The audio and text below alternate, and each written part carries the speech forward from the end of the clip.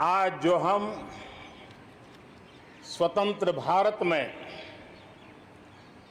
सांस ले रहे हैं, उसके पीछे मां भारती के लाखों बेटे बेटियों, उनका त्याग, उनका बलिदान और मां भारती को आजाद कराने के संकल्प के प्रति उनका समर्पण आज ऐसे सभी हमारे स्वतंत्र सेनानियों का, आजादी के वीरों का, नर बांकुरों का, वीर शहीदों का नमन करने का ये पर्व है। हमारे फौज के जाबाज जवान, हमारे अर्धसैनिक बल, हमारे पुलिस के जवान, सुरक्षा बल से जुड़े हुए हर कोई मां भारती के रक्षा में जुटे रहते हैं, सामान्य मानवीय की सुरक्षा में जुटे रहते हैं। आज उन सबको भी हृदयपूर्वक, आदरपूर्वक स्मरण करने का, उनके महान त्याग तपस्या को नमन करने का पर्व है। एक नाम और, श्री अरविंद घोष क्रांति दूत से लेकर आध्यात्म की यात्रा, आज उनके संकल्प, उनका जन्म जयंती है। हमें उनके संकल्पों को, हमारे संकल्पों को पूर्ण करने के उनकी तरफ से आशीर्वाद बने रहे। हम एक विशिष्ट परिस्थिति से गुजर रहे हैं। आज छोटे छोटे बालक मेरे सामने नजर नहीं आ रहे। भारत का उज्जवल भविष्य क्यों? कोरोना ने सबको रोका हुआ है। इस कोरोना के कालखंड में लक्षावधि कोरोना वॉरियर्स, चाहे डॉक्टर हो, नर्सिस हो, सफाई कर्मी हो, एम्बुलेंस चलाने वाले लोग हो, किस किस के नाम गिनाऊंगा। उन लोगों ने इतने लंबे समय तक जिस प्रकार से सेवा परमो धर्मः इस मंत्र को जी करके दिखाया है, पूर्ण समर्पण भाव से मां भारती के लालों की सेवा की है, ऐसे सभी कोरोना वॉरियर्स को भी मैं आज नमन करता हूं। इस कोरोना के कालखंड में अनेक हमारे भाई बहन इस कोरोना के संकट में प्रभावित हुए हैं। कई परिवार प्रभावित हुए हैं। कईयों ने अपनी जान भी गंवाई है। मैं ऐसे सभी परिवारों के प्रति अपनी संवेदनशीलता प्रकट करता हूं और इस कोरोना के खिलाफ मुझे विश्वास है 130 करोड़ देशवासियों की अदम्य इच्छा शक्ति, संकल्प शक्ति हमें उसमें भी विजय दिलाएगी और हम विजयी होके रहेंगे। मुझे विश्वास है कि पिछले दिनों भी हम एक प्रकार से अनेक संकटों से गुजर रहे। बाढ़ का प्रकोप, खास करके नॉर्थ ईस्ट, पूर्वी भारत, दक्षिण भारत, पश्चिमी भारत के कुछ इलाके, कहीं लैंडस्लाइड, अनेक दिक्कतों का सामना लोगों को करना पड़ा है। अनेक लोगों ने अपनी जान गंवाई है। मैं उन परिवारों के प्रति भी मेरी संवेदना व्यक्त करता हूं और राज्य सरकारों के साथ कंधे से कंधा मिलाकर के ऐसी संकट की घड़ी में हमेशा देश एक बनकर के, चाहे केंद्र सरकार हो, राज्य सरकार हो, हम मिलकर के तत्काल जितनी भी मदद पहुंचाने का प्रयास कर सकते हैं, सफलतापूर्वक कर रहे हैं। मेरे प्यारे देशवासियों, आजादी का पर्व हमारे लिए, ये स्वतंत्रता का पर्व आजादी के वीरों को याद कर करके नए संकल्पों की ऊर्जा का एक अवसर होता है। एक प्रकार से हमारे लिए ये नई प्रेरणा लेकर के आता है, नया उमंग, नया उत्साह लेकर के आता है। और इस बार तो हमारे लिए संकल्प करना बहुत आवश्यक भी है और बहुत शुभ अवसर भी है, क्योंकि अगला जब हम आजादी का पर्व मनाएंगे तब हम 75 वर्ष में प्रवेश करेंगे। ये अपने आप में एक बहुत बड़ा अवसर है और इसलिए आज आने वाले 2 साल के लिए बहुत बड़े संकल्प लेकर के हमें चलना है। 130 करोड़ देशवासियों को चलना है। आजादी के 75 वर्ष में जब प्रवेश करेंगे और आजादी के 75 वर्ष जब पूर्ण होंगे, हम हमारे संकल्पों की पूर्ति का एक महापर्व के रूप में उसको भी मनाएंगे। मेरे प्यारे देशवासियों, हमारे पूर्वजों ने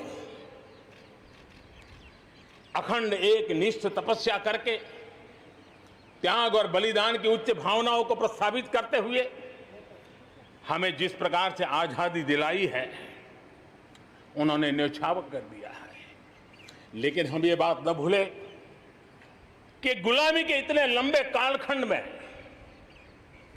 कोई भी पल ऐसा नहीं था, कोई भी क्षेत्र ऐसा नहीं था कि जब आजादी की ललक न उठी हो, आजादी की इच्छा को लेकर के किसी ने प्रयास न किया हो, जंग न किया हो, त्याग न किया हो और एक प्रकार से जवानी जेलों में खपा दी, जीवन के सारे सपनों को फांसी के फंदों को चूम करके आहूत कर दिया। ऐसे वीरों को नमन करते हुए और फिर एक तरफ सशस्त्र क्रांति का दौर, दूसरी तरफ जन आंदोलन का दौर, पूज्य बापू के नेतृत्व में राष्ट्र जागरण के साथ जन आंदोलन की एक धारा ने आजादी के आंदोलन को एक नई ऊर्जा दी और हम आजादी के पर्व को आज मना पा रहे हैं। इस आजादी के जंग में भारत की आत्मा को कुचलने के भी निरंतर प्रयास हुए हैं, अनगिनत प्रयास हुए हैं। भारत को अपनी संस्कृति, परंपरा, रीत रिवाज, इन सब से उखाड़ फेंकने के लिए क्या कुछ नहीं हुआ। वो कालखंड था, सैकड़ों सालों का कालखंड था। शाम दाम दंड भेद सब कुछ अपने चरम पर था और कुछ लोग तो ये मान के चलते थे कि हम तो यावत चंद्र दिवाकरो यहां पर राज करने के लिए आए हैं। लेकिन आजादी की ललक ने उनके सारे मंसूबों को जमींदोस्त कर दिया। उनकी सोच थी कि इतना बड़ा विशाल देश, अनेक राजे रजवाड़े, भांति भांति की बोलियां, पहनवेश, खान पान, अनेक भाषाएं, इतनी विविधताओं के कारण बिखरा हुआ देश कभी एक होकर के आजादी का जंग लड़ नहीं सकता है। लेकिन इस देश की प्राण शक्ति वो पहचान नहीं पाए। अंतर्भूत जो प्राण शक्ति है, एकता का सूत्र जो हमें सबको बांध करके रखा हुआ है, उसने आजादी के उस पर्व में पूरी ताकत के साथ जब वो मैदान में आया तो देश आजादी के जंग में विजयी हुआ। हम ये भी जानते हैं कि वो कालखंड था, विस्तारवाद की सोच वालों ने दुनिया में जहां भी फैल सकते के फैलने का प्रयास किया, अपने झंडे गाड़ने की कोशिश की। लेकिन भारत का आजादी का आंदोलन दुनिया के अंदर भी एक प्रेरणा का पुंज बन गया, दिव्य स्तंभ बन गया और दुनिया में भी आजादी की ललक जगी। और जो लोग विस्तारवाद के अंधी दौड़ में लगे हुए थे, अपने झंडे गाड़ने में लगे थे, उन्होंने अपने इस मंसूबों को, विस्तारवाद के मंसूबों को पार करने के लिए दुनिया को दो महाविश्व युद्ध में झोंक दिया, मानवता को तहस नहस कर दिया, जिंदगियां तबाह कर दी, दुनिया को तबाह कर दिया। लेकिन ऐसे कालखंड में भी, युद्ध की विभीषिका के बीच भी, भारत ने अपनी आजादी की ललक को नहीं छोड़ा, न कमी आने दी, न नमी आने दी। देश बलिदान करने की जरूरत पड़ी, बलिदान देता रहा, कष्ट झेलने की जरूरत पड़ी, कष्ट झेलता रहा, जन आंदोलन खड़ा करने की जरूरत पड़ी, जन आंदोलन खड़ा करता रहा। और भारत की ये लड़ाई ने दुनिया में आजादी के लिए एक माहौल बना दिया। और भारत की एक शक्ति ने दुनिया में जो बदलाव लाया, विस्तारवाद के लिए चुनौती बन गया भारत। इतिहास इस बात को कभी नकार नहीं सकता है। इतिहास इस बात को मेरे प्यारे देशवासियों, आजादी की लड़ाई में पूरे विश्व में भारत ने अपनी एकजुटता की ताकत, अपनी सामूहिकता की ताकत, अपने उज्जवल भविष्य के प्रति अपना संकल्प, समर्पण और प्रेरणा, उस ऊर्जा को लेकर के देश आगे बढ़ता चला गया। मेरे प्यारे देशवासियों, कोरोना वैश्विक महामारी के बीच 130 करोड़ भारतीयों ने संकल्प लिया, संकल्प आत्मनिर्भर बनने का। और आत्मनिर्भर भारत आज हर हिंदुस्तान के मन मस्तिष्क को में छाया हुआ है। आत्मनिर्भर भारत, ये सपना संकल्प में परिवर्तित देख रहे हैं। आत्मनिर्भर भारत ये एक प्रकार से शब्द नहीं, ये आज 130 करोड़ देशवासियों के लिए मंत्र बन गया है। हम जानते हैं, जब मैं आत्मनिर्भर की बात करता हूं, हम में से जो भी 25-30 साल की उम्र से ऊपर होंगे, उन सबने अपने परिवार में अपने माता पिता या अपने बुजुर्गों से सुना होगा कि भाई बेटे बेटी, अब 20 साल 21 साल के हो गए हो, अब अपने पैरों पे खड़े हो जाओ।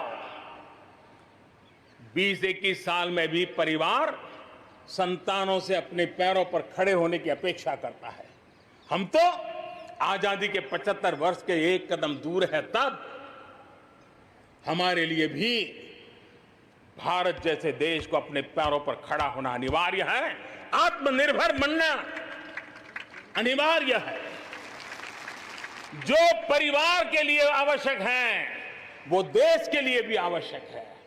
और इसलिए, और मुझे विश्वास है, भारत इस सपने को चरितार्थ करके रहेगा। और उसका कारण मेरे देश के नागरिकों के सामर्थ्य पर मुझे यकीन है। मुझे मेरे देश की प्रतिभा पर गर्व है। मुझे देश के युवाओं में, देश की में अप्रतिम सामर्थ्य जो है, उस पर मेरा भरोसा है। मेरा हिंदुस्तान की सोच, हिंदुस्तान का अप्रोच, इस पर विश्वास है। और इतिहास गवाह है कि भारत एक बार ठान लेता है तो भारत करके रहता है। और इसी के कारण जब हम आत्मनिर्भर की बात करते हैं तो दुनिया को भी उससे अपेक्षा भी है। और इसलिए हमें उस अपेक्षा को पूर्ण करने के लिए अपने आप को योग्य बनाना बहुत आवश्यक है। हमें अपने आप को तैयार करना बहुत आवश्यक है। भारत के चिंतन में, भारत जैसे विशाल देश, भारत युवा शक्ति से भरा हुआ देश, आत्मनिर्भर भारत की पहली शर्त होती है आत्मविश्वास से भरा हुआ भारत। उसकी यही नींव होती है। और यही विकास को नई ऊर्जा देने का सामर्थ्य रहती है। भारत विश्व एक परिवार के संस्कारों से पला बड़ा हुआ है। अगर वेद कहते थे वसुधैव कुटुंबकम, तो विनोबा जी कहते थे जय जगत। और इसलिए हमारे लिए विश्व एक परिवार है, और इसलिए आर्थिक विकास भी हो, लेकिन साथ साथ मानव और मानवता का भी केंद्र स्थान होना चाहिए, इसका महत्व होना चाहिए। उसी को लेकर के हम चलते हैं। आज दुनिया इंटरकनेक्टेड है, आज दुनिया इंटरडिपेंडेंट है, और इसलिए समय की मांग है कि विश्व अर्थव्यवस्था में भारत जैसे विशाल देश का योगदान बढ़ना चाहिए। विश्व कल्याण के लिए भी ये भारत का कर्तव्य है, और भारत को अपना योगदान बढ़ाना है तो भारत को स्वयं को सशक्त होना होगा, भारत को आत्मनिर्भर होना होगा। हमें जग कल्याण के लिए भी अपने आप को सामर्थ्यवान बनाना ही पड़ेगा। और जब हमारी जड़ें मजबूत होगी, हमारा अपना सामर्थ्य होगा, तो हम दुनिया का भी कल्याण करने की दिशा में कदम उठा सकते हैं।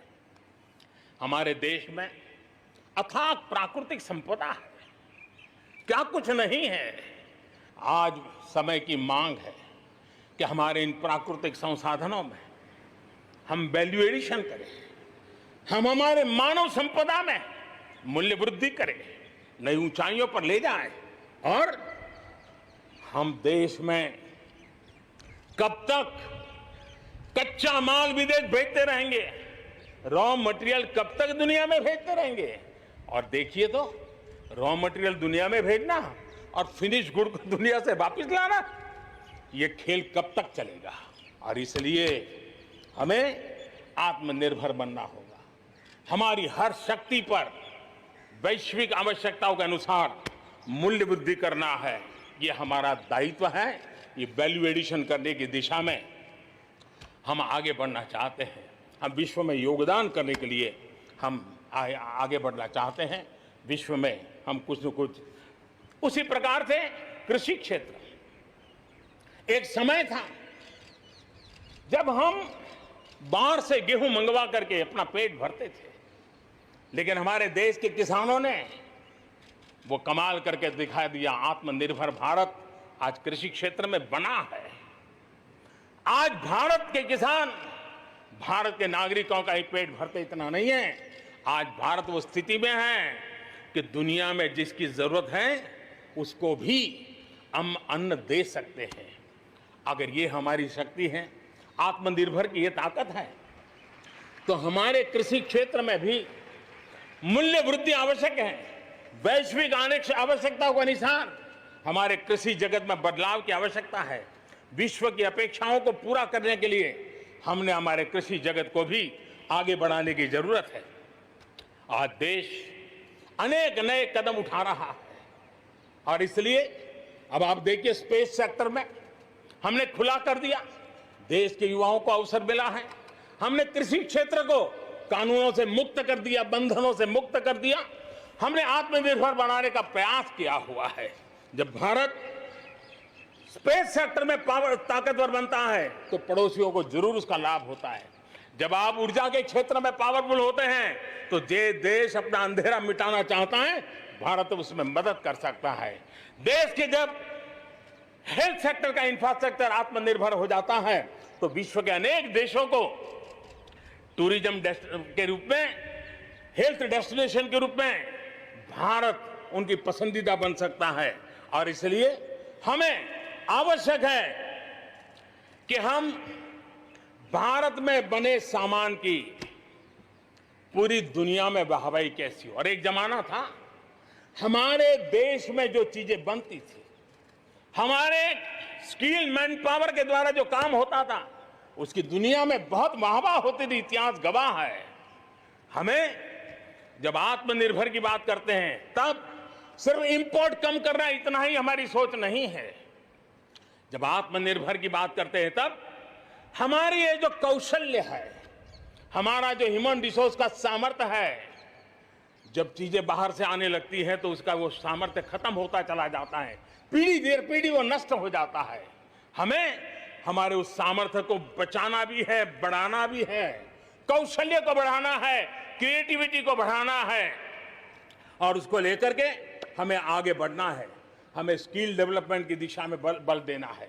आत्मनिर्भर भारत के लिए, हमारे सामर्थ्य को बढ़ाने के लिए मेरे प्यारे देशवासियों, मैं जानता हूं जब मैं आत्मनिर्भर की बात करता हूं तब अनेक आशंकाएं प्रकट भी की जाती हैं।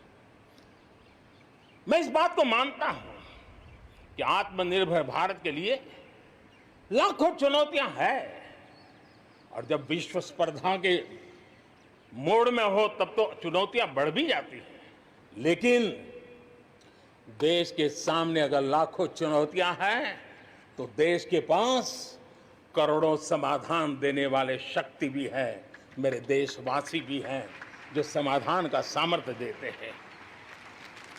आप देखिए, कोरोना के संकट काल में हमने देखा कि बहुत सी चीजों के लिए हम कठिनाइयों में हैं, हमें दुनिया से लाना है, दुनिया दे नहीं पा रही थी। हमारे देश के नौजवानों ने, हमारे देश के उद्यमियों ने, हमारे देश के उद्योग जगत के लोगों ने बीड़ा उठा लिया। जिस देश में N95 नहीं बनता था बनने लगे, पीपीई नहीं बनता था बनने लग गए, वेंटिलेटर नहीं बनता था बनने लग गए। देश की आवश्यकता उसकी तो पूर्ति हुई, लेकिन दुनिया में एक्सपोर्ट करने की हमारी ताकत बन गई। दुनिया की जरूरत थी, आत्मनिर्भर भारत दुनिया को कैसे मदद कर सकता है, आज हम इसमें देख सकते हैं। और इसलिए विश्व की भलाई में भी भारत का योगदान करना यह दायित्व बनता है और उसलिए भी हमें उसी प्रकार से बहुत हो चुका। आजाद भारत की मानसिकता क्या होनी चाहिए? आजाद भारत की मानसिकता होनी चाहिए वोकल फॉर लोकल। हमारे जो स्थानीय उत्पाद है उसका हमने गौरवगान करना चाहिए। हम अपनी चीजों का गौरवगान नहीं करेंगे तो उसको अच्छा बनने का अवसर भी नहीं मिलेगा, उसकी हिम्मत नहीं बढ़ेगी। आइए हम मिलकर के संकल्प लें, आजादी के 75 साल के पर्व की ओर जब कदम रख रहे हैं तब वोकल फॉर लोकल का जीवन मंत्र बन जाए और हम मिलकर के भारत की उस ताकत को हम बढ़ावा दे दें। मेरे प्यारे देशवासियों, हमारा देश कैसी कैसी कमाल करता है, कैसे कैसे आगे बढ़ता है, इस बात को हम भली भांति समझ सकते हैं। कौन सोच सकता था कि कभी गरीबों के जनधन खाते में लाखों करोड़ों रुपए सीधे ट्रांसफर हो जाएंगे? कौन सोच सकता था कि किसानों की भलाई के लिए एपीएमसी जैसा एक्ट में इतने बदलाव हो जाएंगे? कौन सोचता था हमारे व्यापारी आलम पे जो लटकती तलवार थी, एसेंशियल कमोडिटी एक्ट, इतने सालों के बाद वो भी बदल जाएगा? कौन सोचता था कि हमारा स्पेस सेक्टर हमारे देश के युवाओं के लिए खुला कर दिया जाएगा? आज हम देख रहे हैं, राष्ट्रीय शिक्षा नीति हो, one nation one ration card की बात हो, वन नेशन वन ग्रिड की बात हो, वन नेशन वन टैक्स की बात हो, इंसॉल्वेंसी और बैंकरप्सी कोड उसकी बात हो, चाहे बैंकों को मर्जर करने का प्रयास हो, देश की सच्चाई बन चुकी है, देश की हकीकत है। भारत में परिवर्तन के इस कालखंड में रिफॉर्म्स के परिणामों को दुनिया देख रही है। एक के बाद एक दूसरे से जुड़े हुए हम जो रिफॉर्म्स कर रहे हैं उसको दुनिया बहुत बारीकी से देख रही है और उसी का कारण है बीते वर्ष भारत में एफडीआई में अब तक के सारे रिकॉर्ड तोड़ दिए। फॉरेन डायरेक्ट इन्वेस्टमेंट अब तक के सारे रिकॉर्ड तोड़ दिए। बीते वर्ष भारत में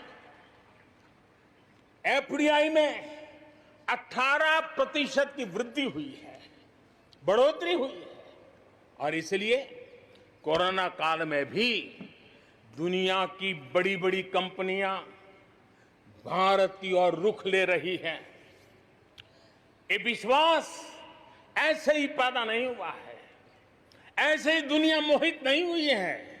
इसके लिए भारत ने अपनी नीतियों पर, भारत ने अपने लोकतंत्र पर, भारत ने अपनी अर्थव्यवस्था की बुनियाद की मजबूती पर जो काम किए हैं, उसने ये विश्वास जगाया है। दुनिया भर के अनेक बिजनेस भारत को सप्लाई चेन के केंद्र के रूप में आज देख रहे हैं।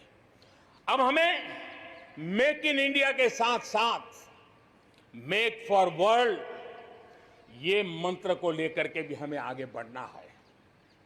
130 करोड़ देशवासियों का सामर्थ्य, जब एक ही समय में, जरा याद कीजिए पिछले कुछ दिन, और 130 करोड़ देशवासियों के सामर्थ्य के लिए गर्व कीजिए।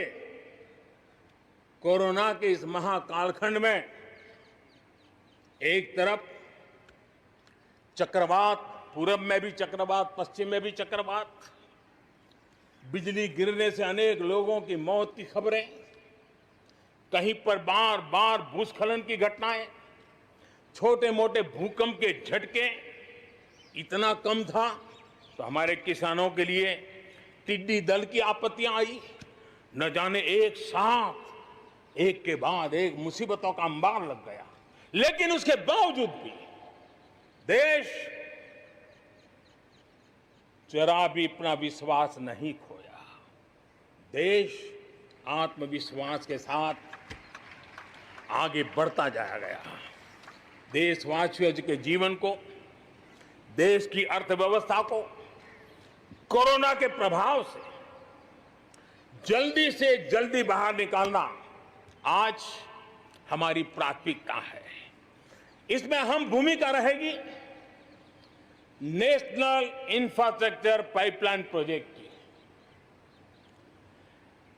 इस पर 110 लाख करोड़, उससे भी ज्यादा खर्च किए जाएंगे। इसके लिए अलग अलग सेक्टर्स में लगभग 7,000 प्रोजेक्ट्स की पहचान कर ली गई है। इससे देश के ओवरऑल इंफ्रास्ट्रक्चर डेवलपमेंट को एक नई दिशा भी मिलेगी, एक नई गति भी मिलेगी। और इससे हमेशा कहा जाता है, ऐसे संकट की घड़ी में जितना ज्यादा इंफ्रास्ट्रक्चर को बल दिया जाए ताकि आर्थिक गतिविधि बढ़ती है, लोगों को रोजगार मिलता है, काम मिलता है, उसके जुड़े हुए कई काम एक साथ चल जाते हैं।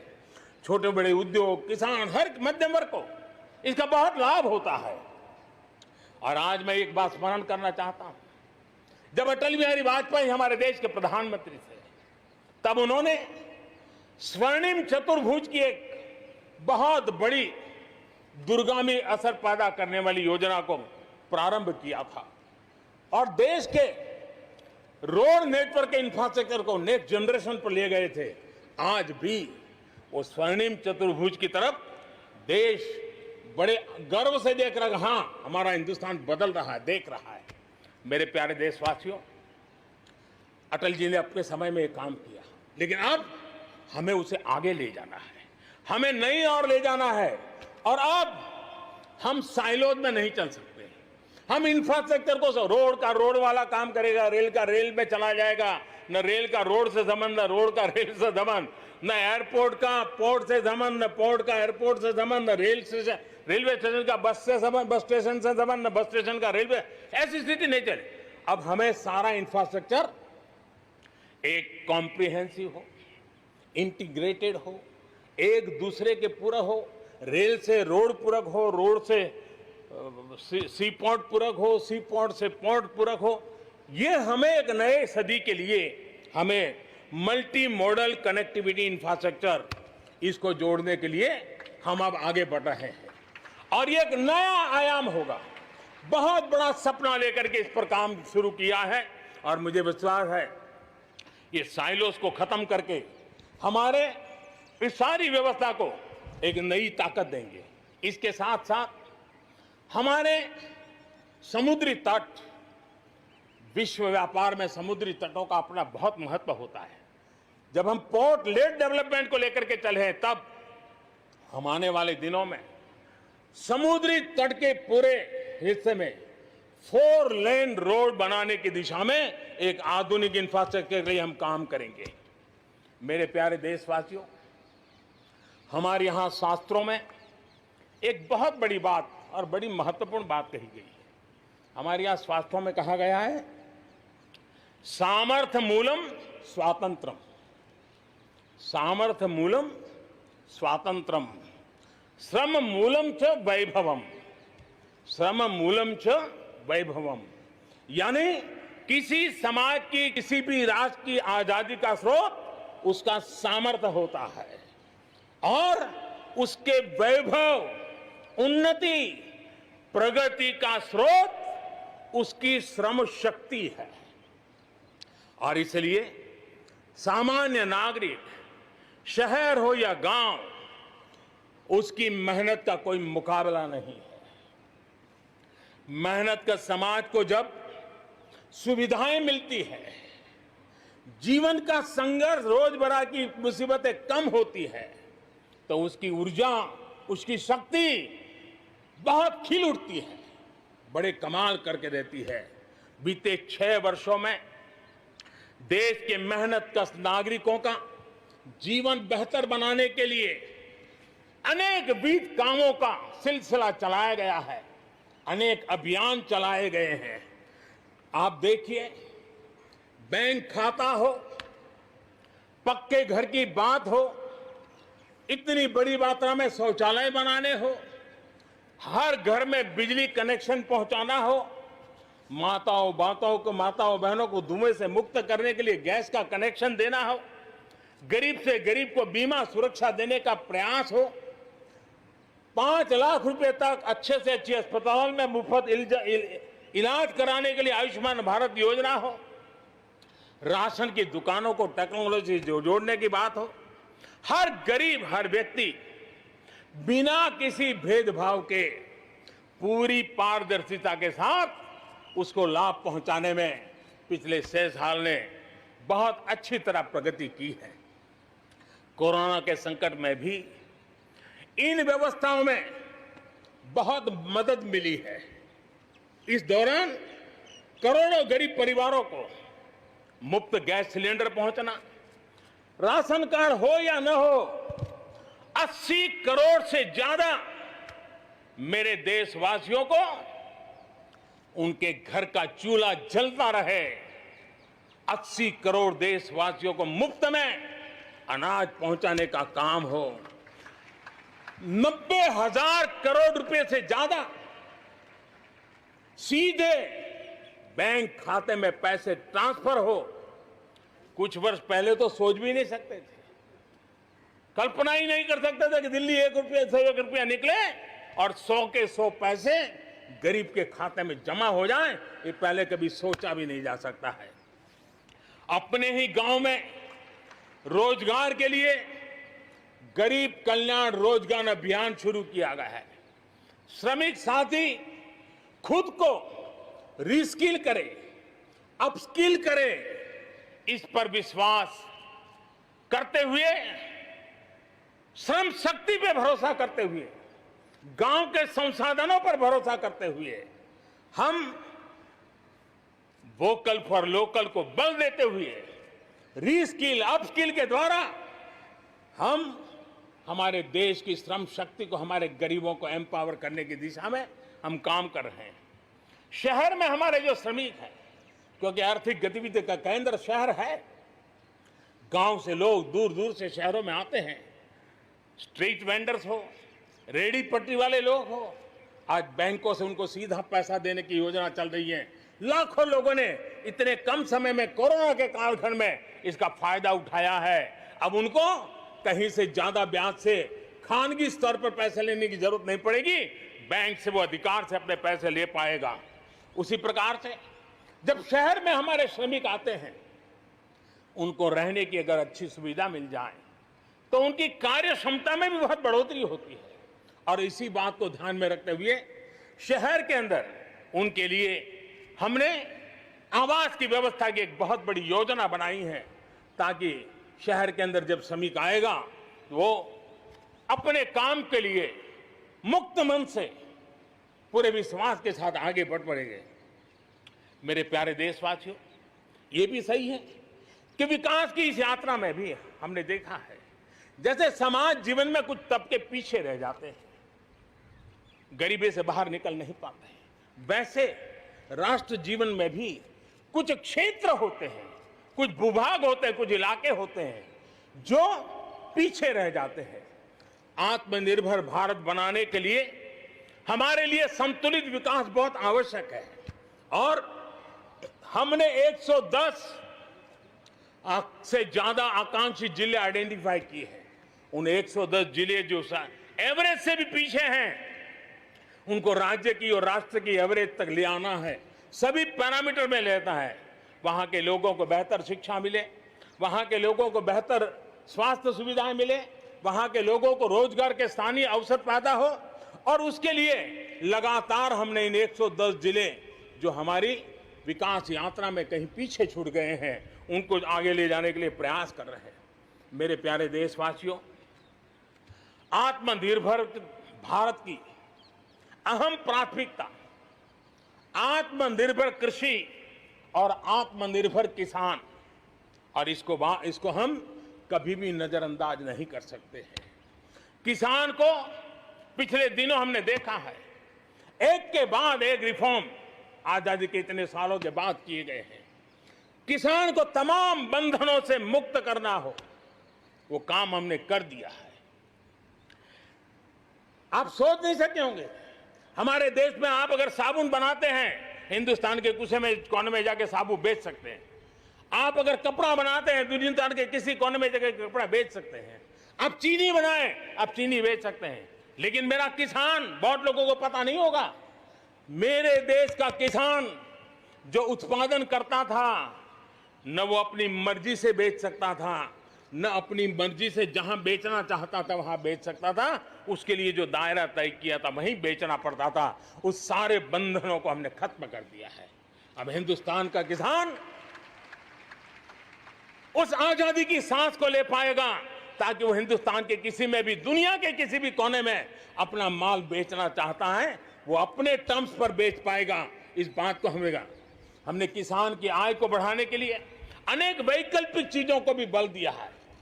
उसके किसानी में इनपुट कॉस्ट कैसे कम हो, सोलार पंप, उसको डीजल पंप से मुक्ति कैसे दिला दे, अन्नदाता ऊर्जादाता कैसे बने, मधुमक्खी पालन हो, फिशरीज हो, पोल्ट्री हो, ऐसे अनेक चीजें उसके साथ जुड़ जाएं ताकि उसकी आय दोगुना हो जाए। उस दिशा में हम लगातार काम कर रहे हैं। आज समय की मांग है, हमारा कृषि क्षेत्र आधुनिक बने, मूल्य वृद्धि हो, वैल्यू एडिशन हो, फूड प्रोसेसिंग हो, पैकेजिंग की व्यवस्था हो, उसको संभालने की व्यवस्था हो, और इसलिए अच्छे इंफ्रास्ट्रक्चर की जरूरत है। आपने देखा होगा इस कोरोना कालखंड में ही पिछले दिनों 1 लाख करोड़ रुपया एग्रीकल्चर इंफ्रास्ट्रक्चर के लिए भारत की सरकार ने आवंटित किए हैं, और इंफ्रास्ट्रक्चर जो किसानों की भलाई के लिए होगा, और इसके कारण किसान अपना मूल्य भी प्राप्त कर सकेगा, दुनिया के बाजार में बेच भी पाएगा, विश्व बाजार में उसकी पहुंच बढ़ेगी। आज हमने ग्रामीण उद्योगों को मजबूत करने की जरूरत है। ग्रामीण क्षेत्रों में विशिष्ट प्रकार से आर्थिक क्लस्टर बनाने जाएंगे। कृषि और गैर कृषि उद्योगों को गांव के अंदर एक जाल बनाई जाएगी, और उसके कारण उसके साथ साथ किसानों के लिए जो नई एफपीओ हमने बनाने का, किसान उत्पादक संघ बनाने का जो हमने कोशिश की है, वो अपने आप में एक बहुत बड़ा इकोनॉमिकल एम्पावरमेंट का काम करेगा। भाइयों बहनों, मैंने पिछली बार यहां पर जल जीवन मिशन की घोषणा की थी। आज उसको 1 साल हो रहा है। मैं आज गर्व से कह सकता हूं कि जो हमने सपना लिया है कि पीने का शुद्ध जल, नल से जल हमारे देशवासियों को मिलना चाहिए।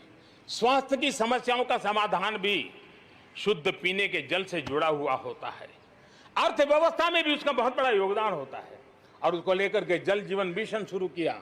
आज मुझे संतोष है कि प्रतिदिन हम 1 लाख से ज्यादा घरों में, हर दिन 1 लाख से ज्यादा घरों में जल पहुंचा रहे हैं, पाइप से जल पहुंचा रहे हैं।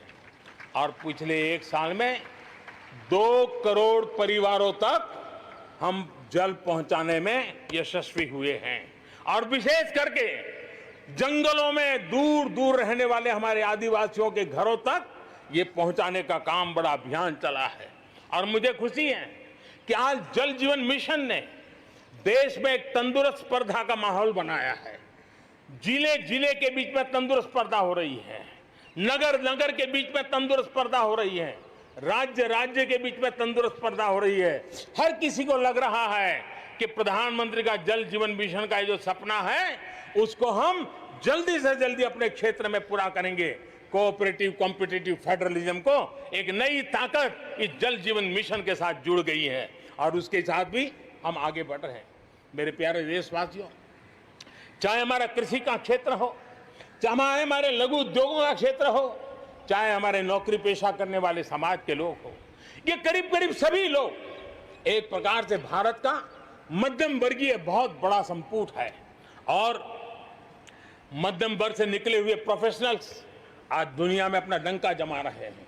मध्यम वर्ग से निकले हुए हमारे डॉक्टर, इंजीनियर, वकील, साइंटिस्ट, सब कोई दुनिया के अंदर अपना नाम डंडा जमा रहे हैं। और इसलिए ये बात तय है कि मध्यम वर्ग को जितने अवसर मिलते हैं वो अनेक गुना ताकत के साथ उभर करके आते हैं। और इसलिए मध्यम वर्ग को सरकारी दखलंदाजी से मुक्ति चाहिए। मध्यम वर्ग को अनेक विध नए अवसर चाहिए, उसको खुला मैदान होना चाहिए। और हमारी सरकार लगातार मध्यम वर्ग के इन सपनों को पूरा करने के लिए काम कर रही है। मध्यम वर्ग मिरेकल करने की ताकत रखता है। ईज ऑफ लिविंग, इसका सबसे बड़ा लाभ किसी को होना है तो मेरे मध्यम वर्गीय परिवारों को होना है। सस्ते इंटरनेट की बात हो, चाहे सस्ते स्मार्टफोन की बात हो, या उड़ान के तहत हवाई जहाज की टिकटें बहुत मिनिमम हो जाने की बात हो, या हमारे हाईवेज हो, इंफॉर्मेशन वेज हो, ये सारी चीजें मध्यम वर्ग की ताकत को बढ़ाने वाली है। आज आपने देखा होगा मध्यम वर्ग में जो गरीबी से बाहर निकला है उसका पहला सपना होता है अपना घर होना चाहिए। वो एक बराबरी की जिंदगी जाना चाहता है। देश में बहुत बड़ा काम हमने ईएमआई के क्षेत्र में किया और उसके कारण होम लोन सस्ते हुए।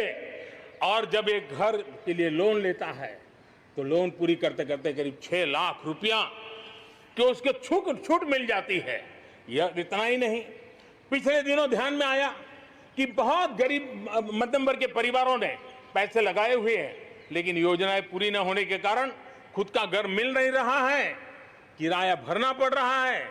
भारत सरकार ने 25,000 करोड़ रुपया का विशिष्ट फंड बना करके ये जो आधे अधूरे घर हैं उनको पूरा करके मध्यम वर्गीय परिवारों को घर मिल जाए, उसके लिए हमने अब कदम उठाया है। जीएसटी में बहुत तेजी से टैक्सेशन कम हुआ है, इनकम टैक्स कम हुआ है। आज मिनिमम उस प्रकार के व्यवस्थाओं के साथ हम देश को आगे बढ़ाने का प्रयास कर रहे हैं। कोऑपरेटिव बैंकों को आरबीआई से जोड़ना ये अपने आप में मध्यम वर्गीय परिवारों के पैसों को सुरक्षित रखने की गारंटी इसके साथ जुड़ी हुई है। एमएसएमई सेक्टर में जो रिफॉर्म्स हुए हैं, एग्रीकल्चर सेक्टर में जो रिफॉर्म्स हुए हैं, इसका सीधा सीधा लाभ हमारे मध्यम वर्गीय मेहनतकश परिवारों को जाने वाला है। और उसके कारण हजारों करोड़ रुपए के स्पेशल फंड आज जो हमारे व्यापारी बंधुओं को, हमारे में लघु उद्योगकारों को हम दे रहे हैं, उनको इसका लाभ मिलने वाला है। आम भारतीय की शक्ति, उसकी ऊर्जा आत्मनिर्भर भारत अभियान का एक बहुत बड़ा आधार है। इस ताकत को बनाए रखने के लिए हर स्तर पर निरंतर काम जारी है। मेरे प्यारे देशवासियों, आत्मनिर्भर भारत के निर्माण में, आधुनिक भारत के निर्माण में, नए भारत के निर्माण में, समृद्ध और खुशहाल भारत के निर्माण में देश की शिक्षा का बहुत बड़ा महत्व है। इसी सोच के साथ देश को 3 दशक के बाद नई राष्ट्रीय शिक्षा नीति देने में हम आज यशस्वी हुए हैं। और हिंदुस्तान के हर कोने में इसकी स्वागत के समाचार एक नई ऊर्जा, नए विश्वास दे रहे हैं। ये शिक्षा, ये राष्ट्रीय शिक्षा नीति हमारे विद्यार्थियों को जड़ से जोड़ेगी, लेकिन साथ साथ उसको एक ग्लोबल सिटीजन बनाने का भी पूरा सामर्थ्य देगी। वो जड़ों से जुड़ा होगा, लेकिन उसका सर आसमान की ऊंचाइयों को छूता होगा। आज आपने देखा होगा राष्ट्रीय शिक्षा नीति में एक विशेष बल दिया गया है नेशनल रिसर्च फाउंडेशन का, क्योंकि देश को प्रगति करने के लिए इनोवेशन बहुत आवश्यक होता है। इनोवेशन को जितना बल मिलेगा, रिसर्च को जितना बल मिलेगा, उतना ही देश को आगे ले जाने में और कॉम्पिटिटिव वर्ल्ड के अंदर आगे बढ़ने में बहुत ताकत मिलेगी। आपने सोचा होगा, क्या कभी इतना तेजी से गांव तक ऑनलाइन क्लासेस का इतना माहौल बन जाएगा? कभी कभी आफत में भी कुछ ऐसी चीजें उभर करके आ जाती हैं, नई ताकत दे देती है। और इसलिए आपने देखा होगा कोरोना काल में ऑनलाइन क्लासेस एक प्रकार से कल्चर बन गया है। आप देखिए ऑनलाइन डिजिटल ट्रांजैक्शन वो भी कैसे बढ़ रहे हैं। भीम यूपीआई गत एक महीने में, यानी किसी को भी गर्व होगा कि भारत जैसे देश में यूपीआई भीम के द्वारा गत एक महीने में 3 लाख करोड़ रुपए का ट्रांजैक्शन हुआ है। ये अपने आप में हम किस प्रकार से बदली हुई स्थितियों को स्वीकार करने लगे हैं, ये इसका नमूना है। आप देखते हैं 2014 से पहले हमारे देश में 5 दर्जन पंचायतों में ऑप्टिकल फाइबर था। गत 5 वर्ष में 1.5 लाख ग्राम पंचायतों तक ऑप्टिकल फाइबर नेटवर्क पहुंच चुका है, जो आज इतना मदद कर रहा है। सभी पंचायतों में पहुंचने के लक्ष्य के साथ हमने काम शुरू किया था। जो 1 लाख पंचायतें बाकी हैं, वहां भी तेजी से काम चल रहा है। लेकिन बदली पड़ी हुई परिस्थिति में गांव की भी डिजिटल इंडिया में भागीदारी अनिवार्य बन गई है। गांव के लोगों को भी इस प्रकार की ऑनलाइन सुविधाओं की जरूरत बढ़ गई है। इसको ध्यान में रखते हुए पहले जो हमने कार्यक्रम बनाया था, हर पंचायत तक पहले पहुंचेंगे, लेकिन आज मैं आपसे बताना चाहूंगा कि अब हमने तय किया है कि सभी 6 लाख से ज्यादा जो हमारे गांव है, उन सभी गांवों में ऑप्टिकल फाइबर नेटवर्क पहुंचाया जाएगा। जरूरत बदली है तो हमने प्रायोरिटी भी बदली है। 6 लाख से अधिक गांवों में हजारों लाखों किलोमीटर ऑप्टिकल फाइबर का काम चलाया जाएगा। और हमने तय किया है 1000 दिन में, 1000 दिन के अंदर अंदर देश के 6 लाख से अधिक गांवों में ऑप्टिकल फाइबर नेटवर्क काम पूरा कर दिया जाएगा। बदलती हुई टेक्नोलॉजी में साइबर स्पेस, ये हमारी निर्भरता बढ़ती ही जाने वाली है। लेकिन साइबर स्पेस में खतरे भी जुड़े हुए होते हैं, भली भांति दुनिया इससे अब परिचित है। और इनसे देश के सामाजिक ताने बाने, हमारी अर्थव्यवस्था और हमारे देश के विकास पर भी खतरे पैदा करने का ये आसान मार्ग बन सकता है। और इसलिए भारत इसमें बहुत सचेत है, भारत बहुत सतर्क है और इन खतरों का सामना करने के लिए फैसले ले रहा है। इतना ही नहीं, नई व्यवस्थाएं भी लगातार विकसित की जा रही है। बहुत ही अल्प समय में नई साइबर सुरक्षा रणनीति, इसका एक पूरा खाका देश के सामने आएगा। आने वाले समय में सब इकाइयों को जोड़ करके हम इस साइबर सिक्योरिटी के अंदर सबको एक साथ चलना पड़ेगा। उसके लिए आगे बढ़ने की रणनीति बनाएंगे। मेरे प्यारे देशवासियों, भारत में महिला शक्ति को जब जब भी अवसर मिले उन्होंने देश का नाम रोशन किया, देश को मजबूती दी है। महिलाओं को स्वरोजगार और रोजगार के समान अवसर देने के लिए आज देश प्रतिबद्ध है। आज भारत में महिलाएं अंडरग्राउंड कोयले की खदान में काम कर रही हैं, तो आज मेरे देश की बेटियां फाइटर प्लेन भी उड़ा करके आसमान की बुलंदियों को चूम रही है। आज भारत दुनिया के उन देशों में है जहां नौसेना और वायुसेना में महिलाओं को कॉम्बैट रोल में शामिल किया जा रहा है। गर्भवती महिलाओं को सैलरी के साथ 6 महीने की छुट्टी देने का फैसले की बात हो, हमारे देश की महिलाएं जो 3 तलाक के कारण पीड़ित रहती थी, वैसी हमारी मुस्लिम बहनों को मुक्ति दिलाने, आजादी दिलाने का काम हो, महिलाओं के आर्थिक सशक्तिकरण की बात हो। 40 करोड़ जो जनधन खाते खोले गए हैं, उसमें 22 करोड़ खाते हमारी बहनों के हैं। कोरोना काल में करीब 30,000 करोड़ रुपए इन बहनों के खाते में जमा कर दिए गए हैं। मुद्रा लोन 25 करोड़ के करीब मुद्रा लोन दिए गए, उसमें 70% मुद्रा लोन लेने वाली हमारी माताएं बहनें हैं। प्रधानमंत्री आवास योजना के तहत जो खुद का घर मिल रहा है, उसमें अधिकतम रजिस्ट्री भी महिलाओं के नाम हो रही है।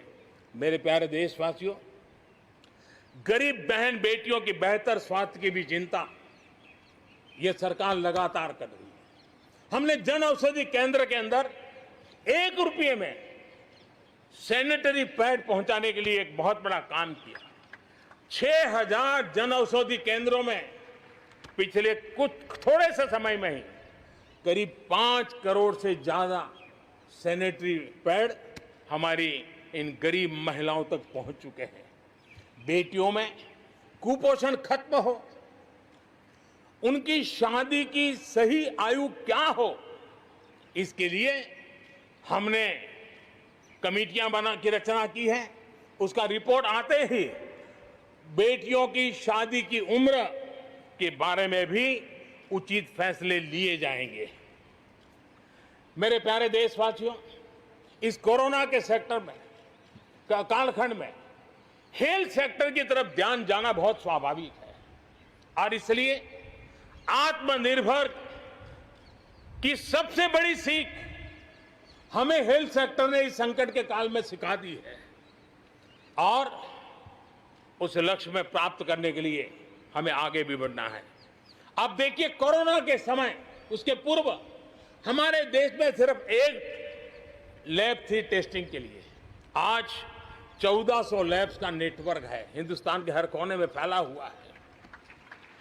जब कोरोना का संकट आया तो एक दिन में सिर्फ 300 टेस्ट हो पाते थे।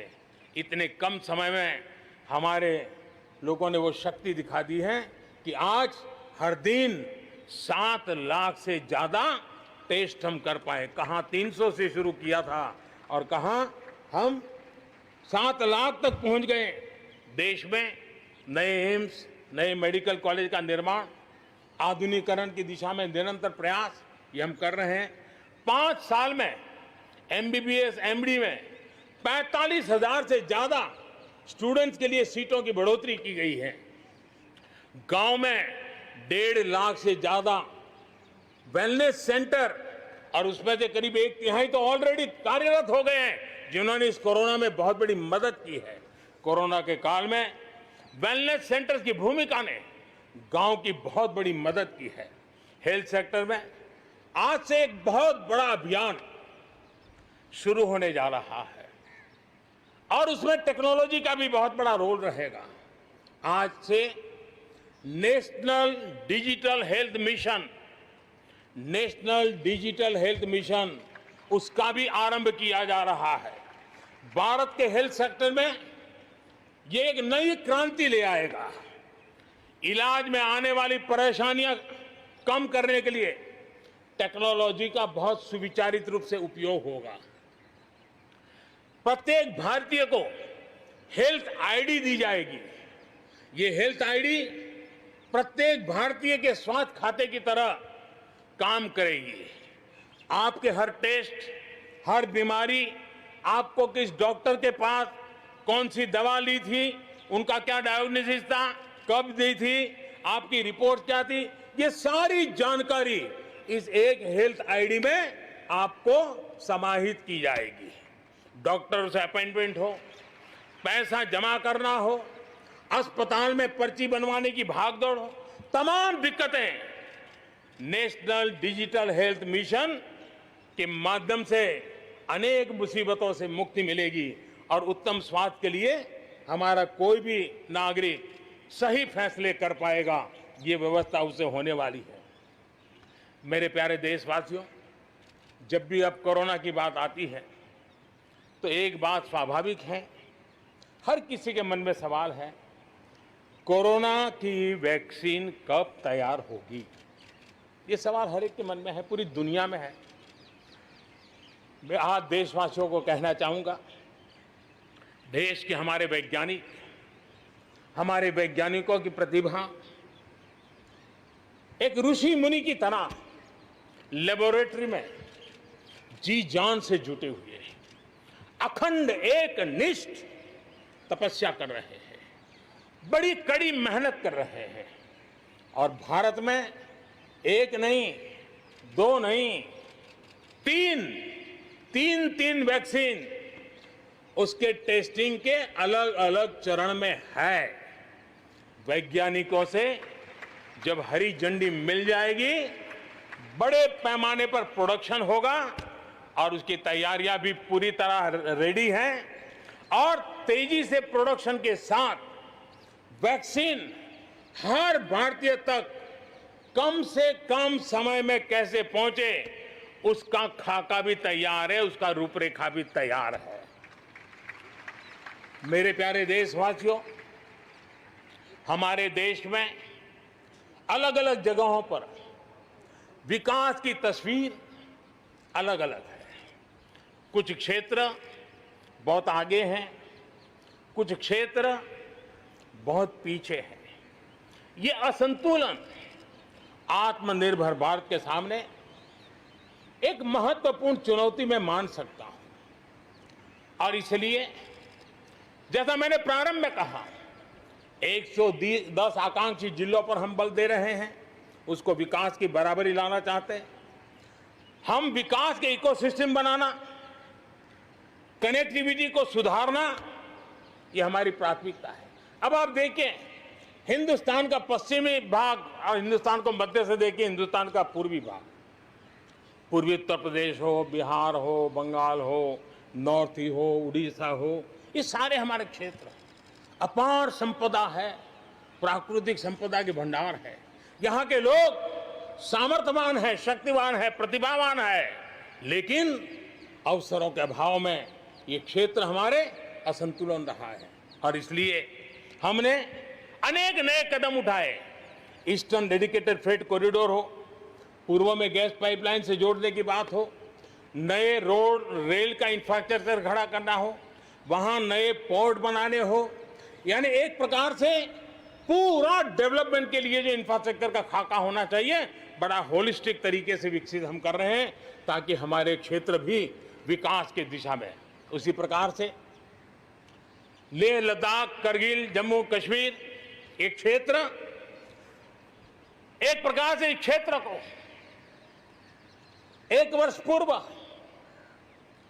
370 से आजादी मिल चुकी है, 1 साल पूरा हो चुका है। ये 1 साल जम्मू कश्मीर के एक नई विकास यात्रा का बड़ा महत्वपूर्ण पड़ाव है। ये 1 साल वहां महिलाओं को, दलितों को मूलभूत अधिकारों को देने वाला कालखंड रहा है। ये हमारे शरणार्थियों को गरिमापूर्ण जीवन का भी 1 साल रहा है। विकास का लाभ गांव और गरीब तक पहुंचाने के लिए बैक टू विलेजेस जैसे विशेष अभियान चलाए जा रहे हैं। आयुष्मान योजना को बेहतरीन तरीके से आज जम्मू कश्मीर, लद्दाख के क्षेत्र में उपयोग किया जा रहा है। मेरे प्यारे देशवासियों, लोकतंत्र की मजबूती, लोकतंत्र की सच्ची ताकत हमारी चुनी हुई स्थानीय इकाइयों में है। हम सभी के लिए गर्व की बात है कि जम्मू कश्मीर में स्थानीय इकाइयों के जनप्रतिनिधि सक्रियता और संवेदनशीलता के साथ विकास के नए युग को आगे बढ़ा रहे हैं। मैं उनके वहीं के सभी पंच सरपंचों को हृदय से बहुत बहुत बधाई देता हूं विकास यात्रा में उनकी सक्रिय भागीदारी के लिए।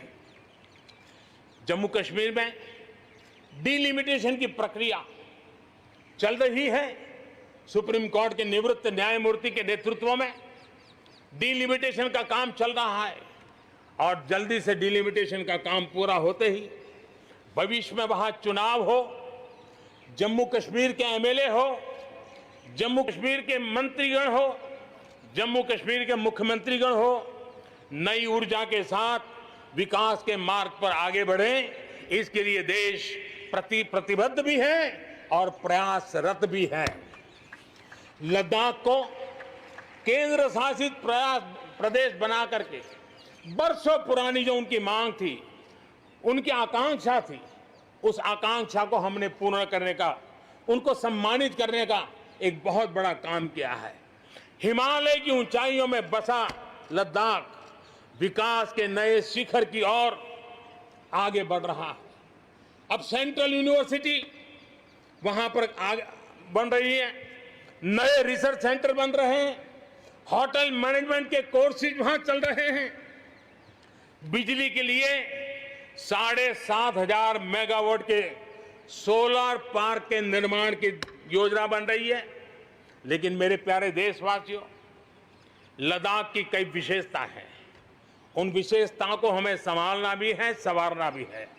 और जैसे सिक्किम ने, हमारे नॉर्थ ईस्ट में सिक्किम ने अपनी एक ऑर्गेनिक स्टेट की पहचान बनाई है, वैसे ही लद्दाख, लेह, करगिल, ये पूरा क्षेत्र हमारे देश के लिए कार्बन न्यूट्रल इकाई के रूप में उसकी पहचान बना सकता है। और इसके लिए भारत सरकार वहां के नागरिकों के साथ मिलकर के एक नमूना रूप, प्रेरणा रूप कार्बन न्यूट्रल और वो भी विकास का मॉडल, वहां की आवश्यकताओं की पूर्ति वाला मॉडल, उस दिशा में हम आगे बढ़ रहे हैं। मेरे प्यारे देशवासियों, भारत ने दिखाया है कि पर्यावरण के साथ संतुलन रखते हुए भी तेज विकास संभव है। आज भारत वन वर्ल्ड, वन सन, वन ग्रिड के विजन के साथ पूरी दुनिया में को खास करके सूर्य ऊर्जा के क्षेत्र में प्रेरित कर रहा है। रिन्यूएबल एनर्जी के उत्पादन के मामले में आज भारत दुनिया के 5 टॉप देशों में अपनी जगह बना चुका है। प्रदूषण के समाधान को लेकर भारत सजग भी है और भारत सक्रिय भी है। स्वच्छ भारत अभियान हो, धुआं मुक्त रसोई गैस की व्यवस्था हो, एलईडी बल्ब का अभियान हो, सीएनजी आधारित ट्रांसपोर्टेशन की व्यवस्था हो, इलेक्ट्रिक मोबिलिटी के लिए प्रयास हो, हम कोई कसर नहीं छोड़ रहे हैं। पेट्रोल से प्रदूषण को कम करने के लिए इथेनॉल उत्पादन उसको बढ़ाने पर और उसके इस्तेमाल पर बल दिया जा रहा है। 5 साल पहले हमारे देश के अंदर इथेनॉल की क्या स्थिति थी? 5 साल पहले हमारे देश में 40 करोड़ लीटर उत्पादन होता था। आज 5 साल में 5 गुना हो गया और आज 200 करोड़ लीटर इथेनॉल हमारे देश में बन रहा है, जो पर्यावरण के लिए बहुत उपयोगी हो रहा है। मेरे प्यारे देशवासियों, देश के 100 शहरों में, चुने हुए 100 शहरों में प्रदूषण कम करने के लिए हम एक होलिस्टिक अप्रोच के साथ, एक इंटीग्रेटेड अप्रोच के साथ, एक जन भागीदारी के साथ, आधुनिक टेक्नोलॉजी का उपयोग भरपूर करते हुए हम उसे प्रदूषण कम करने की दिशा में एक मिशन मोड में काम करने वाले हैं। मेरे प्यारे देशवासियों, भारत इस बात को गर्व से कह सकता है, भारत उन बहुत कम देशों में से एक है जहां जंगलों का विस्तार हो रहा है। अपनी बायोडायवर्सिटी के संरक्षण और संवर्धन के लिए भारत पूरी तरह संवेदनशील है। हम लोगों ने सफलतापूर्वक प्रोजेक्ट टाइगर, प्रोजेक्ट एलिफेंट हमने सफलतापूर्वक आगे बढ़ाया है। हमारे यहाँ टाइगर की आबादी बढ़ी है।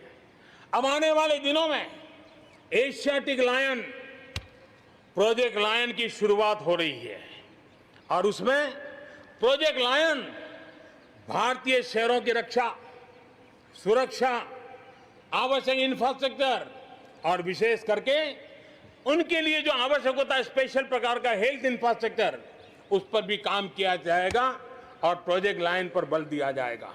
साथ ही एक और काम को भी हम बढ़ावा देना चाहते हैं और वो है प्रोजेक्ट डॉल्फिन चलाया जाएगा। नदियों में, समंदर में रहने वाली दोनों तरह की डॉल्फिन्स पर हम फोकस करेंगे। इससे बायोडायवर्सिटी को भी बल मिलेगा और रोजगार के अवसर भी मिलेंगे। ये टूरिज्म के आकर्षण का भी केंद्र होता है, तो इस दिशा में भी हम आगे बढ़ने वाले हैं।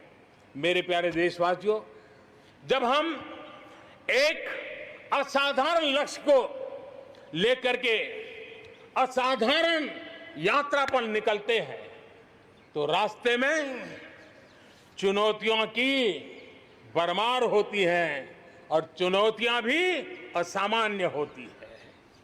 इतनी आपदाओं के बीच ही सीमा पर भी देश के सामर्थ्य को चुनौती देने के दुष्प्रयास हुए हैं, लेकिन एलओसी से लेकर एलएसी तक देश की संप्रभुता पर जिस किसी ने आंख उठाई, देश की सेना ने, हमारे वीर जवानों ने उसका उसी की भाषा में जवाब दिया है।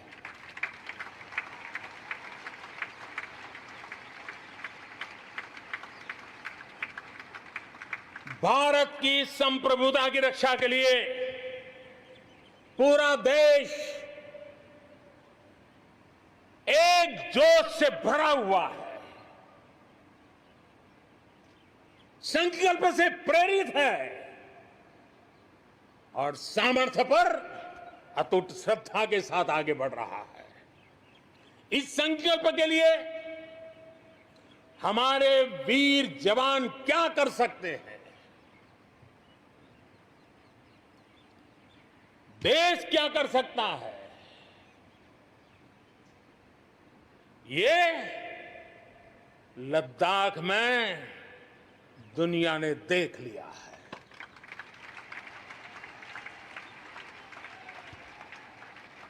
मैं आज मातृभूमि पर न्योछावर उन सभी वीर जवानों को लाल किले की प्राचीर से आदरपूर्वक नमन करता हूं। आतंकवाद हो या विस्तारवाद, भारत आज डटकर मुकाबला कर रहा है। आज दुनिया पर का भारत पर विश्वास और मजबूत हुआ है। पिछले दिनों संयुक्त राष्ट्र सुरक्षा परिषद के अस्थायी सदस्य के रूप में 192 में से 192 में से 184 देखो सो कहोगा भारत को समर्थन मिलना, ये हमारे हर हिंदुस्तानी के लिए गर्व दिलाता है। विश्व में हमने कैसी अपनी पहुंच बनाई है, उसका ये उदाहरण है। और ये तभी संभव होता है जब भारत खुद मजबूत हो, भारत सशक्त हो, भारत सुरक्षित हो। इसी सोच के साथ आज अनेक मोर्चों पर काम किया जा रहा है।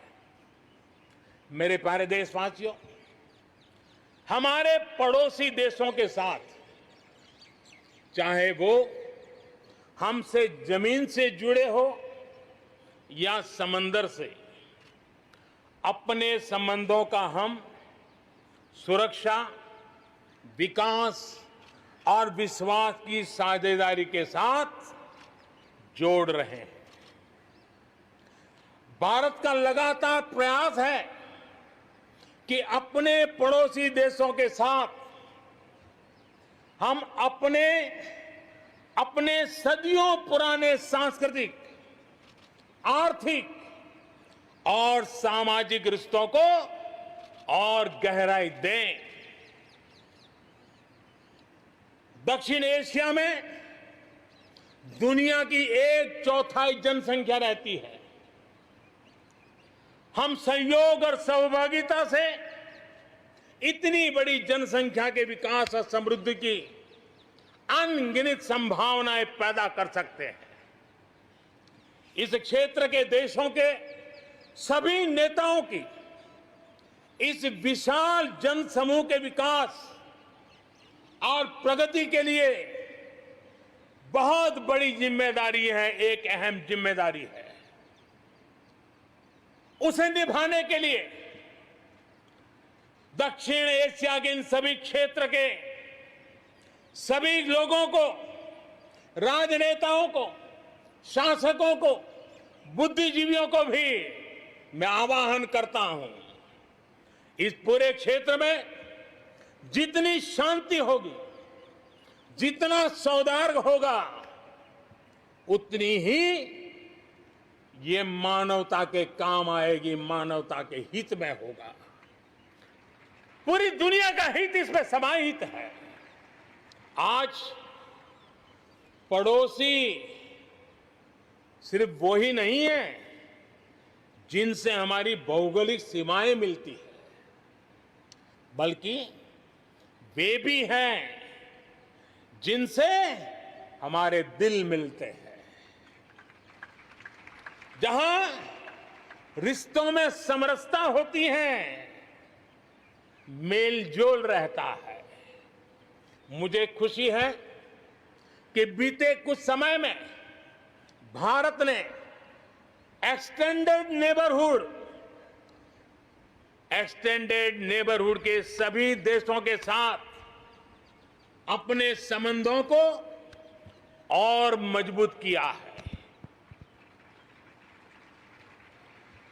पश्चिम एशिया के देशों से हमारे राजनीतिक, आर्थिक और मानवीय संबंधों की प्रगति में कई गुना तेजी आई है। विश्वास अनेक गुना बढ़ गया है। इन देशों के साथ हमारे आर्थिक संबंध, खासकर ऊर्जा क्षेत्र में भागीदारी बहुत महत्वपूर्ण है। इनसे कई देशों में, इन सभी देशों में, ज्यादातर देशों में बहुत बड़ी संख्या में हमारे भारतीय भाई बहन काम कर रहे हैं। जिस प्रकार इन देशों ने कोरोना के संकट के समय भारतीयों की मदद की, भारत सरकार के अनुरोध का सम्मान किया, उसके लिए भारत उन सभी देशों का आभारी है और मैं अपना आभार प्रकट करना चाहता हूं। इस प्रकार हमारे पूर्व के आसियान देश, जो हमारे मैरीटाइम पड़ोसी भी हैं, वो भी हमारे लिए बहुत विशेष महत्व रखते हैं। इनके साथ भारत का हजारों वर्ष पुराना धार्मिक और सांस्कृतिक संबंध है। बौद्ध धर्म की परंपराएं हमें उनसे जोड़ती है। आज भारत इन देशों के साथ सिर्फ सुरक्षा क्षेत्र में नहीं, बल्कि समुद्री संपदा के क्षेत्र में भी सहयोग बढ़ा रहा है। मेरे प्यारे देशवासियों, भारत के जितने प्रयास शांति और सौहार्द के लिए है, उतनी ही प्रतिबद्धता अपनी सुरक्षा और अपनी सेनाओं को सशक्त करने के लिए भी है। रक्षा उत्पादन में आत्मनिर्भर भारत के लिए बड़े कदम उठाए गए हैं। हाल ही में 100 से ज्यादा सैन्य उपकरणों के आयात पर हमने रोक लगा दी है।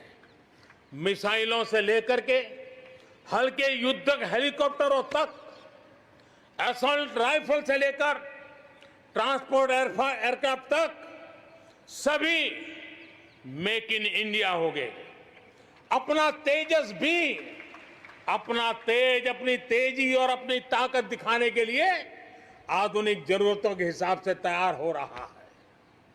देश की सुरक्षा में हमारे बॉर्डर और कोस्टल इंफ्रास्ट्रक्चर की बहुत बड़ी भूमिका है। आज हिमालय की चोटियां हो या हिंद महासागर के द्वीप, हर दिशा में कनेक्टिविटी के विस्तार पर जोर दिया जा रहा है। लद्दाख से लेकर के अरुणाचल प्रदेश तक बड़े पैमाने पर हमारे देश की सुरक्षा को ध्यान में रखते हुए नई सड़कें तैयार की गई हैं। देश में, मेरे प्यारे देशवासियों, हमारा इतना बड़ा समुद्र तट है, लेकिन साथ साथ हमारे पास 1300 से ज्यादा आइलैंड्स हैं। कुछ चुनिंदा आइलैंड के महत्व को देखते हुए तेजी से विकसित करने पर हम आगे बढ़ रहे हैं। आपने देखा होगा, पिछले सप्ताह 5 दिन पहले अंडमान निकोबार में submarine optical fibre cable project का लोकार्पण हुआ। अंडमान निकोबार को भी चेन्नई और दिल्ली जैसी इंटरनेट सुविधा अब उपलब्ध होगी। अब हम आगे लक्षद्वीप को भी इसी तरह जोड़ने के लिए काम को आगे बढ़ाने वाले हैं। अगले 1000 दिन में लक्षद्वीप को भी तेज इंटरनेट की सुविधा से जोड़ने का हमने लक्ष्य रखा है। बॉर्डर और कोस्टल एरिया के युवाओं के विकास, उसको भी सुरक्षा को केंद्र में रखते हुए विकास के मॉडल की दिशा में हम आगे बढ़ रहे हैं। और उसमें एक बड़ा अभियान हम शुरू कर रहे हैं। हमारे जो बॉर्डर इलाके हैं, हमारे जो कोस्टल इलाके हैं, वहां के करीब 173 डिस्ट्रिक्ट हैं जो किसी न किसी देश की सीमा या समुद्री तट से जुड़े हुए हैं। आने वाले दिनों में एनसीसी का विस्तार उन बॉर्डर डिस्ट्रिक्ट के नौजवानों के लिए किया जाएगा। बॉर्डर एरिया के कैडेट्स को हम करीब 1 लाख नए एनसीसी के कैडेट तैयार करेंगे और उसमें 1/3 हमारी बेटियां हो, ये भी प्रयास रहेगा। बॉर्डर एरिया के कैडेट्स को सेना प्रशिक्षित करेगी। कोस्टल एरिया के जो कैडेट्स हैं उनको नेवी के लोग प्रशिक्षित करेंगे और जहां एयरबेस है वहां के कैडेट को एयरफोर्स की तरफ से ट्रेनिंग दी जाएगी। बॉर्डर और कोस्टल एरिया को आपदाओं से निपटने के लिए एक ट्रेन्ड मैन पावर मिलेगा। युवाओं को आर्म फोर्सेस में कैरियर बनाने के लिए जरूरी स्किल भी मिलेगी। मेरे प्यारे देशवासियों, पिछले वर्ष लाल किले से मैंने कहा था, बीते 5 साल आवश्यकताओं की पूर्ति और अगले 5 साल आकांक्षाओं की पूर्ति के हैं। बीते 1 साल में ही देश ने बड़े और महत्वपूर्ण फैसलों के पड़ाव को पार कर लिया है। गांधी 150 पर भारत ने गांवों को खुद को खुले में शौच से मुक्त किया है। आस्था की वजह से प्रताड़ित शरणार्थियों को नागरिकता देने का कानून, दलितों, पिछड़ों, ओबीसी के लिए, एससी, एसटी, ओबीसी के लिए आरक्षण के अधिकार को बढ़ाने की बात हो, असम और त्रिपुरा में ऐतिहासिक शांति समझौता हो, फौज की सामूहिक शक्ति को और प्रभावी बनाने के लिए चीफ ऑफ डिफेंस स्टाफ की नियुक्ति हो, करतारपुर साहिब कॉरिडोर का रिकॉर्ड समय में निर्माण हो, देश ने इतिहास बनाया, इतिहास बदले देखा, असाधारण काम करके दिखाया। 10 दिन पूर्व अयोध्या में भगवान राम के भव्य मंदिर का निर्माण शुरू हुआ। राम जन्मभूमि के सदियों पुराने विषय का शांतिपूर्ण समाधान हो चुका है। देश के लोगों ने जिस संयम के साथ और समझदारी के साथ आचरण किया है, व्यवहार किया है, यह अभूतपूर्व है और भविष्य के लिए हमारे लिए प्रेरणा का कारण है। शांति, एकता और सद्भावना, यही तो आत्मनिर्भर भारत की ताकत बनने वाली है। यही मेलजोल, यही सद्भाव भारत के उज्जवल भविष्य की गारंटी है। इसी सद्भाव के साथ हमें आगे बढ़ना है। विकास में के इस महायज्ञ में हर हिंदुस्तानी को अपनी कुछ न कुछ आहुति देनी है। इस दशक में भारत नई नीति और नई रीति के साथ ही आगे बढ़ेगा। जब साधारण से काम नहीं चलेगा, अब होती है चलती का वक्त अब चला गया। हमें दुनिया में किसी से कम नहीं, हम सबसे ऊपर रहने का प्रयास करेंगे और इसलिए हम सर्वश्रेष्ठ उत्पादन, सर्वश्रेष्ठ ह्यूमन रिसोर्सेज, सर्वश्रेष्ठ गवर्नेंस, हर चीज में सर्वश्रेष्ठ के लक्ष्य को लेकर के आजादी के 75 साल के लिए हमें आगे बढ़ना है। हमारी पॉलिसीज, हमारे प्रोसेस, हमारे प्रोडक्ट्स, सब कुछ उत्तम से उत्तम हो, बेस्ट हो, तभी एक भारत श्रेष्ठ भारत की परिकल्पना साकार होगी। आज हमें फिर से संकल्प लेने की जरूरत है। ये संकल्प आजादी के लिए बलिदान देने वालों के सपनों को पूरा करने का हो। ये संकल्प 130 करोड़ देशवासियों के लिए हो। ये संकल्प हमारी आने वाली पीढ़ियों के लिए हो, उनके उज्जवल भविष्य के लिए हो। ये संकल्प आत्मनिर्भर भारत के लिए हो। हमें शपथ लेनी होगी, हमें प्रतिज्ञा करनी होगी। हम आयात को कम से कम करने की दिशा में योगदान करेंगे। हम अपने लघु उद्योगों को सशक्त करेंगे। हम सब लोकल के लिए वोकल बनेंगे और हम ज्यादा इनोवेट करेंगे। हम एम्पावर करेंगे अपने युवाओं को, महिलाओं को, आदिवासियों को, दिव्यांगों को, दलितों को, गरीबों को, गांव को, पिछड़ों को, हर किसी को।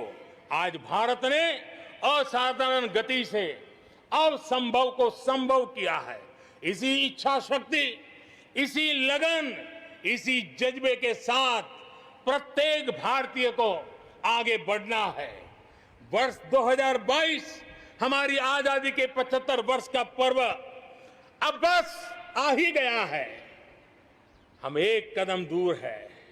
हमें दिन रात एक कर देना है। 21वीं सदी का ये तीसरा दशक हमारे सपनों को पूरा करने का दशक होना चाहिए। कोरोना बड़ी विपत्ति है, लेकिन इतनी बड़ी नहीं कि आत्मनिर्भर भारत की विजय यात्रा को वो रोक पाए। मैं देख सकता हूं एक नए प्रभात की लालिमा, एक नए आत्मविश्वास का उदय, एक नए आत्मनिर्भर भारत का संखनाद। एक बार फिर आप सभी को स्वाधीनता दिवस की कोटि कोटि शुभकामनाएं। आइए मेरे साथ दोनों हाथ के ऊपर करके पूरी ताकत से बोलिए, भारत माता की, भारत माता की, भारत माता की, वंदे वंदे वंदे, जय हिंद।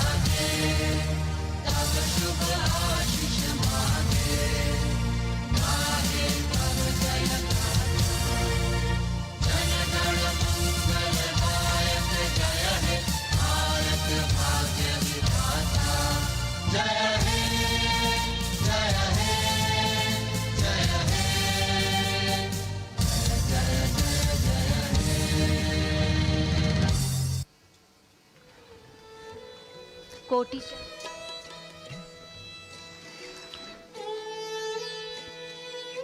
माननीय प्रधानमंत्री महोदय ने 74वें स्वाधीनता दिवस के अवसर पर अपने उद्बोधन में देश के सामने जो प्राथमिकताएं हैं उनका उल्लेख किया और भविष्य का एक रोड मैप देश के सामने रखा है। And there we see in the distance the pale blue sky welcoming hundreds of balloons in the colors of the national flag, rising as if towards a higher calling. And as the shades of freedom take wing, they carry with them the aspirations of more than 1.3 billion Indians. Today, we recognize, rejoice, and revel in all that makes us truly Indian. So joining hands, heads, and hearts, we salute this nation, its large heart, boundless patience, and open embrace. And Indian democracy, too, has an aspiration for this large, multicultural, multi-religious, and multilingual nation to stand tall in the Committee of Nations. As the largest democracy in the world, to anchor its governance on the principle of a voice for all places and a place for all voices. माननीय प्रधानमंत्री महोदय लाल किले की प्राचीर से उद्बोधन के पश्चात प्रस्थान कर रहे हैं। उनका अभिवादन करते हुए chief of defence staff general Bipin Rawat, थल सेना अध्यक्ष जनरल मनोज मुकुंद नरावने, वायुसेना अध्यक्ष air chief marshal Rakesh Kumar Singh Bhadauria और नौसेना अध्यक्ष एडमिरल करमबीर सिंह, रक्षा मंत्री श्री राजनाथ सिंह माननीय प्रधानमंत्री के साथ प्रस्थान कर रहे हैं। साथ में रक्षा सचिव डॉक्टर अजय कुमार अभिवादन करते हुए माननीय प्रधानमंत्री महोदय उपस्थित जनसमूह का लाल किले की प्राचीर से उन्होंने देश को संबोधित किया। देश के विकास, आत्मनिर्भरता, सशक्तिकरण और साथ ही साथ नई नीति, नई रीति, साधारण से असाधारण की ओर चलने की जो क्षमता है हमारे देशवासियों में, उसको उन्होंने रेखांकित किया और साथ ही भविष्य की जो प्राथमिकताएं हैं उनको भी अपने उद्बोधन में समाहित किया। प्रधानमंत्री मोदी प्रस्थान कर रहे हैं लाल किले की प्राचीर से। लाल किले से उनके भाषण बड़े ही महत्वपूर्ण होते हैं। हर वर्ष उन्होंने ऐसी योजनाओं और नीतियों की घोषणा लाल किले से की है जो नए भारत का निर्माण करने की दिशा में महत्वपूर्ण साबित हो रही हैं। आज भी कई महत्वपूर्ण बातें उन्होंने देश के साथ साझा की। नेशनल डिजिटल हेल्थ मिशन की आज घोषणा माननीय प्रधानमंत्री ने लाल किले की प्राचीर से कर दी है।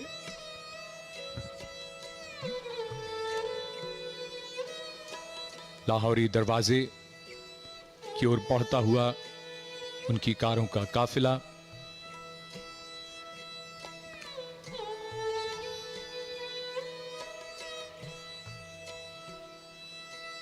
चौहत्तरवां स्वाधीनता दिवस समारोह संपन्न होता हुआ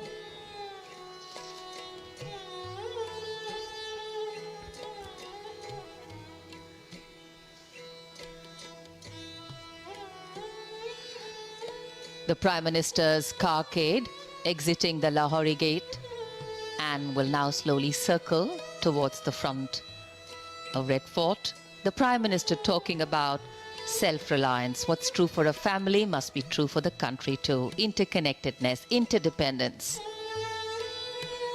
We need to work together, not in silos. All emphasized and stressed upon here today.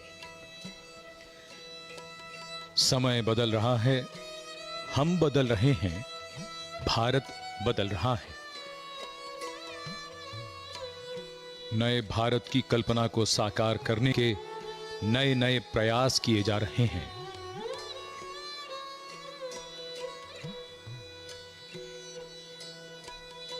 प्रधानमंत्री का वाहन धीमा होता हुआ ये एनसीसी कैडेट्स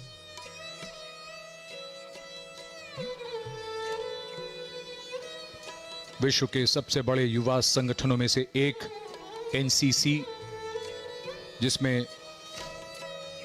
कई लाख कैडेट्स हैं,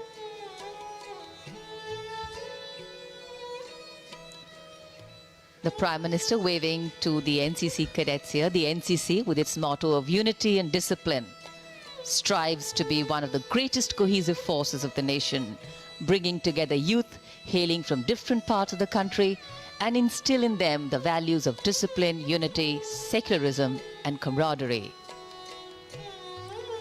माननीय प्रधानमंत्री महोदय ने अपने उद्बोधन में एनसीसी के सशक्तिकरण और विस्तार का भी जिक्र किया था और उन्हें अपने बीच पाकर उनका अभिवादन करके ये सभी कैडेट्स अपने आप को गौरवान्वित महसूस कर रहे हैं और स्वाधीनता दिवस की पूर्णता का निश्चित तौर पर ये एक स्पष्ट संकेत है। It is indeed a proud moment for each and every cadet here. जन जन का विश्वास मिलकर देश का गौरव बढ़ाने वाला आत्मविश्वास बन जाता है। आज हम खुद पर ज्यादा भरोसा करने की हिम्मत रखते हैं। इतिहास की नींव पर वर्तमान प्रयासरत है सुनहरे भविष्य के लिए। ऐसा भविष्य और ऐसा कल जिसकी मिसाल दुनिया में दी जाए। स्वाधीनता दिवस, गौरवशाली दिन और यादगार पल। अब सपनों के नए आकाश तलाशने का समय है। नई ऊर्जा और नई शक्ति से लक्ष्यों को पाने का समय है। प्रगति के पथ पर भारत की गति को लगातार बढ़ते हुए देखना है। ये नया भारत है, ये हमारा भारत है। स्वाधीनता दिवस की अनेक बधाई और शुभकामनाएं। जय हिंद।